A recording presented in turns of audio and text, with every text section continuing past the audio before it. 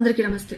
2 టాపిక్లు మాట్లాడాలి. ఫస్ట్ కులం గురించి. కులం దైవమా లేకపోతే బానిసత్వమా అని పూర్తిగా వినండి, తర్వాత మాత్రమే రియాక్ట్ అవ్వండి. మనుషులుగా పుట్టాం అందరం, కానీ కులం అనే రంగు పూసుకొని బతుకుతున్న మాట వాస్తవం. దేవుణ్ణి పూజిస్తున్నారు ఎంతమందో నాకు తెలియదు, కానీ కులాన్ని నెత్తిన పెట్టుకుని ఊరిగే వాళ్ళు మాత్రం ఎక్కువ మంది ఉన్నారు. మరి అది గౌరవమా లేకపోతే మనకు వేసే బానిస సంఖ్యలా? అద్దం ముందు నిలబడి క్వశ్చన్ చేసుకోవాల్సిన టైం ఇదే అని ఒక్కసారి గుర్తు తెచ్చుకోండి. మరి నిజంగానే కులం దైవమా అనంటే నిజంగానే కొంతమంది కులం దైవమే. వాళ్ళ కులం వాడు తప్పు చేసినా సమర్థిస్తాడు, దోపిడీ చేసినా హారతి పడతాడు. కానీ కులం పేరుతో ఇచ్చే బహుమతులు ఏంటో తెలుసా? అధికారం అనుకుంటారు అందరూ, అహంకారం. అది ఎదుటి వాళ్ళ మనిషిలో నిజంగా ఒక టాలెంట్ ఉందంటే అది చూడనీయకుండా కళ్ళకు కప్పే ఒక పొర. మరి బానిసత్వమా అంటే నెత్తిన పెట్టుకోవడం అంటే అజ్ఞాత బానిసత్వంలోకి మీరందరూ వెళ్ళిపోవడమే. మా కులం వాడు కాబట్టి నేను సపోర్ట్ చేయాలి అని అనుకుంటారు, కానీ అది బాధ్యత అనిపించుకుంటుంది అనుకుంటారు. బానిసత్వం అది. నిజమైన బాధ్యత ఏంటో తెలుసా? నిజంగా తప్పు చేసిన వాడు నీ కులంలో వాడైతే నిలదీయాలి, కులం కానివాడు మంచి చేసినా అభినందించగలగాలి. కానీ ఈరోజు పరిస్థితి అలా లేదు. కులం పిచ్చితో కళ్ళు మూసుకుపోయి సమాజాన్ని ముక్కలు ముక్కలు చేసే వరకు వెళ్ళింది. నిజమా కాదా? మరి కులం ఇచ్చే బహుమతి ఏంటి? కులం వల్ల మీకు వచ్చేదేంటో తెలుసా? 4 రోజులు మీరు సోషల్ మీడియాలో పోస్టులకి హెడ్లైన్ అవుతారు. అదే కులం వ్యక్తుల దగ్గర చప్పట్లు వస్తాయి. కానీ నిజమేంటో తెలుసా? పోయేదేంటో తెలుసా? మానవత్వం, మనిషి అనేతనం. పబ్బం గడుపుకోవడానికి ఈ కులాన్ని వాడుకుంటున్నారు, కానీ బానిసలైపోతున్నారు. కులాన్ని పూజించే ఎవరైనా సరే గుర్తుపెట్టుకోండి, కష్టం వస్తే ఆదుకునేది మనిషి.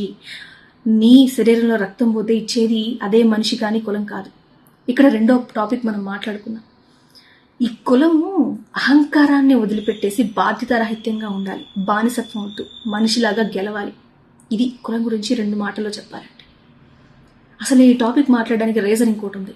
ఏపీ రాజకీయం అంతా కులము, అస్తిత్వము, రాజధాని అనే టాపిక్స్ మధ్యలో చిక్కుకొని కులం దగ్గర గట్టిగా ఆగిపోతుందంటే అవునని చెప్పాలి.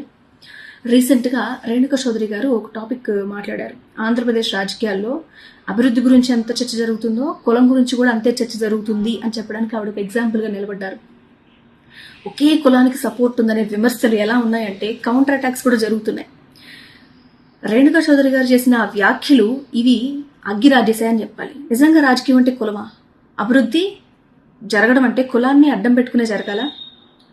అసలు అమరావతి రాజధాని కావాలి అని సోషల్ మీడియాలో పోస్టులు పెడుతున్నప్పుడు నిజంగా అదొక ప్రాంతంలో అభివృద్ధి కోసమా, ఒక వర్గ ప్రయోజనాల కోసమా అనే ప్రశ్న కూడా వచ్చింది.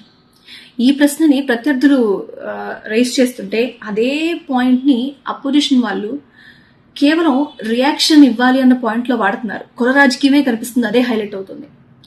మరి కులంకి అంత ప్రాధాన్యత ఉందా అంటే రేణుకా చౌదరి గారు సీనియర్ నేతలు ఒక సామాజిక వర్గం యొక్క ఆత్మగౌరవం గురించి మాట్లాడుతున్నారు అంటే ఎంత పెద్ద రాజకీయ దుమారం జరుగుతోంది. ఓ కులం రాజకీయాలని శాసించే స్థాయికి ఎదగడం అనేది ప్రజాస్వామ్యంలో కొత్త చర్చకు దారితీస్తుంది. అది ఆలోచించరా? అధికారం, ఆస్తులు కేంద్రీకృతమైతే ఇతర వర్గాల్లో అసహనం వస్తుందని ఆలోచించరా?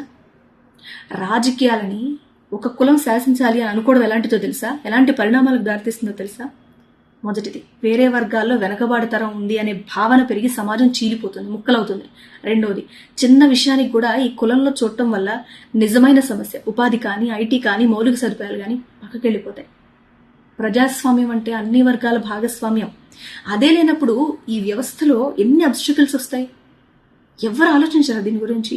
అభివృద్ధికి కులం ఉంటుంది అంటారు, ఉండదు. రాజధానికి రంగు ఉండదు. కానీ ఏపీ రాజకీయాల్లో మాత్రం ఈరోజు కులం అనేది ఎంత పెద్ద ప్రాతిపదికగా మారిపోతుందంటే అమరావతి అయినా అభివృద్ధి అయినా 5 కోట్ల ప్రజల ఆస్తిగా చూడాలి తప్పితే ఒక కులానికి అంటగట్టడం అనేది రాష్ట్రం నష్టపోతుంది. రాజకీయం చుట్టూ తిరగాలి, కులం చుట్టూ తిరగడమా? నాకు అర్థం కావట్లేదు. మీరేమంటారు?